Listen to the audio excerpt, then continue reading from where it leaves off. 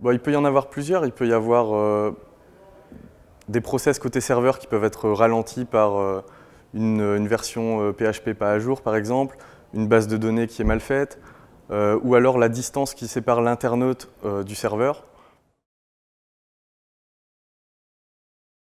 Globalement, il y a différentes méthodes.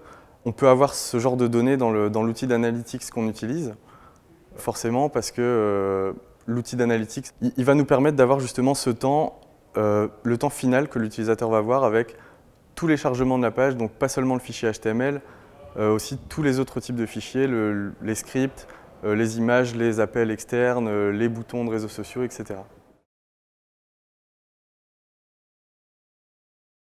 Il y a plusieurs métriques à prendre en compte.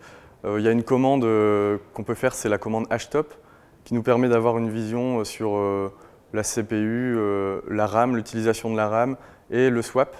Donc le swap, c'est l'un des meilleurs indicateurs pour savoir si on doit augmenter la RAM en fait. Donc ça, c'est un des premiers indicateurs qui est intéressant. On a aussi les IO-Wait, par exemple. Donc ça, c'est les écritures sur le disque, c'est une courbe qu'on peut monitorer aussi. Et puis on a le load average, qui est une autre métrique très intéressante qui va nous donner des informations sur globalement le couple CPU-RAM et donc son taux d'utilisation. Le HTTP2, c'est une évolution du protocole HTTP qu'on connaît bien et qui a quasiment pas évolué depuis les années 90. Donc là, ça faisait une vingtaine d'années, donc il était temps que ça évolue. Et c'est Google, il me semble, qui a l'initiative de cette évolution-là avec Speedy. Donc ça a été créé en 2012, il me semble.